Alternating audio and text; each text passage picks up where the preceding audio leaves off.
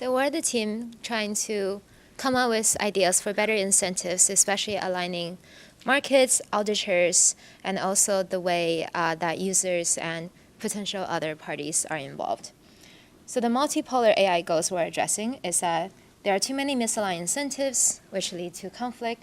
In the near term, data is a bottleneck due to these incentives. Evaluations can be crucial for aligning and shaping incentives, but they're really hard to do right now. We could still go on evaluating things the way we do, and we're thinking about new solutions. Because data causes major incentives problems between companies, overseers, and users and people, the oversight right now is often delayed and underfunded. So the reason we're not there yet is that data is kept private by default. Can we scroll up a bit to the, under market incentives. Governments don't really know how to evaluate frontier models. So we're asking governments to evaluate, but governments agree that they should evaluate, but they don't really have the tools to do it. There are also some cultural, societal things. For instance, science wants open data, where people are kind of against being sold cryptography or some other step when they don't have that in place yet. So some workflow problems. There's no good incentive shaping mechanisms for the new world we're facing. So it's really hard for businesses, really hard for agencies to try to regulate, and it does come at the cost of, say, privacy. And now I will pass it to Richard to talk about our solution. So after a lot of discussion of potential things sort of in the space and in these relative directions of trying to shape incentives better, we sort of converged on a platform which is a public-private partnership that will facilitate privacy-preserving model evaluations, data appraisal, and evaluation of evaluations themselves. So one problem in sort of the auditing and benchmarking space is that putting benchmarks out there publicly allows for the model creators to game the system and create things that will be overfitting to those benchmarks while not really solving the real safety challenges.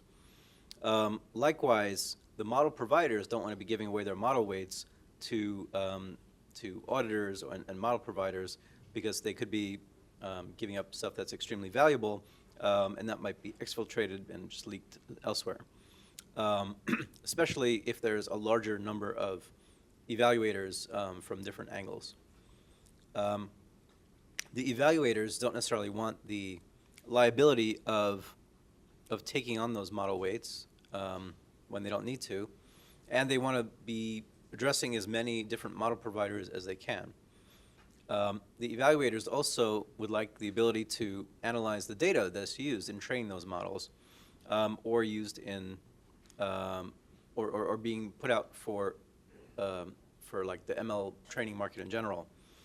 And so this infrastructure is a platform for enabling these interactions between these different components, the models, the data, and the evaluators, or evaluations, I should say, where these things can just be loaded onto some third-party infrastructure system, and the models can be evaluated by those evaluations without the evaluators seeing those model weights. Evaluators can also look at the data providers' data without actually getting that data, like access to that, like exfiltrated. They can have various types of essentially zero knowledge computations going on here in all these different directions. And, 1 minute we have. Oops, sorry. And so, yeah, this enables lots of different types of cooperation because of this infrastructure. Sorry. Now I have to. One of the key things about this system that it mostly scales to institutions rather than individuals, because while we understand that we're in the world where people need to be compensated for their data, and it seems like the easy solution is just to pay them money, no one really cares about getting 50p for their data records of Facebook or Instagram or whatever else they may have. So this solution is particularly good for large businesses, for collaboration with different industrial partners and the government, et cetera, et cetera. And this is actually pretty model and data set agnostic. So we're thinking about providing the platform for the end user to specify how they want to do the evaluation. So what evaluation is, whether it's accuracy, whether it's your F1 scores, your Rocco C-curves, whatever it is, you're the ones who need to define it. We're just providing the means to actually support and host the infrastructure. Cool. So I'll just clarify. So for instance, model providers would not get access to data sets that they would not be actually purchasing. They can run sort of a differential, like maybe fine-tuning on lots of different data sets and see which ones would provide them the best boost, and then buy that one, or buy those few. That with zero knowledge, it seems like they're the best. Right. Well, Anyone else? okay. I think that's it. Thank you, guys. Questions? Questions, comments? Great. Yeah, I had a question about doing these secure evals. Yeah. I'm like kind of surprised that this is almost doable, given I haven't heard anything about it. This paper was rejected, not my paper. Okay. There's some academic whatever. It's not novel enough. Why was it rejected? It's not novel enough. The idea is obvious, right? Just make sure everything is encrypted and run whatever it is you want to run and then purchase Yeah. the data set. I know of a few startups which never passed the evaluation stage because this is an idea that anyone could essentially do. Sorry, the appraisal one is published. The eval, the inference one is not novel enough because it's Okay. like at this point we know it's doable. So the doability here is like, can you do it efficiently? Can you do it in a way that makes sense for a government to like really maintain, to have enough funds? And for transformers, a large model, the bottleneck there is the activation function is too slow. And If you care to know. And part of the novelty here is that there will also be sort of an oversight layer that is making sure that like all these different components are like playing by certain rules. Okay, I'd be interested in talking more about this. Great. Questions, comments? Go for it.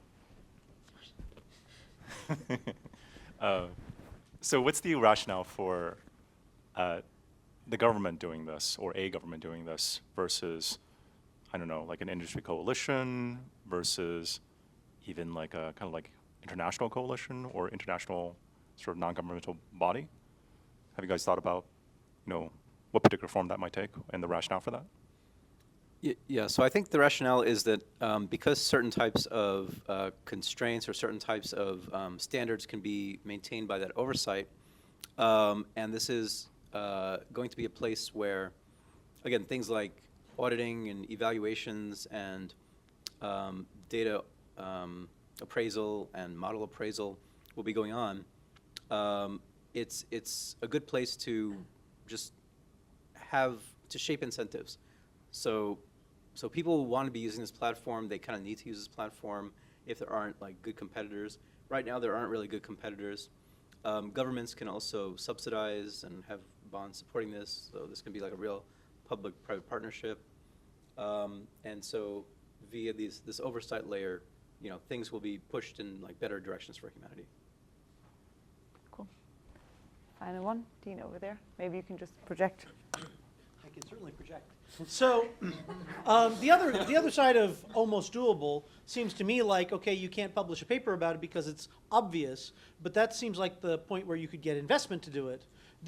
A lot of this seems like it would be perfectly well, a fundable project where here's a enclave that will run, one party's model against another party's data kind of thing. If there are investors interested in that, talk to me. But because I know a company that's doing that sort of thing. So I'm just wondering, was there a reason why you wouldn't think that would be a fundable project that would solve this, diagnosis model versus private data kind of thing? So I don't think I'm going to disclose anything secret, but I work at a VC fund part-time, and we've seen companies trying to do that. And the biggest problem why they never receive the funding from us, or in fact anyone else, is that you actually need a lot of clients to be onboarded onto the platform. It's not the issue that it's difficult to build, it's the issue that it's difficult to sell to people, as you have to sign up and actually participate in this. The problem for the model owners, they actually need a lot of data. So for this to be viable, they actually already need this pre-boarded number of data providers.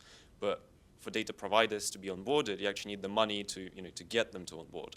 And this is like a circular problem that we're facing. So they don't have the money, and they're raising to build the platform, but they can't build the platform because there's no one actually going to be using it.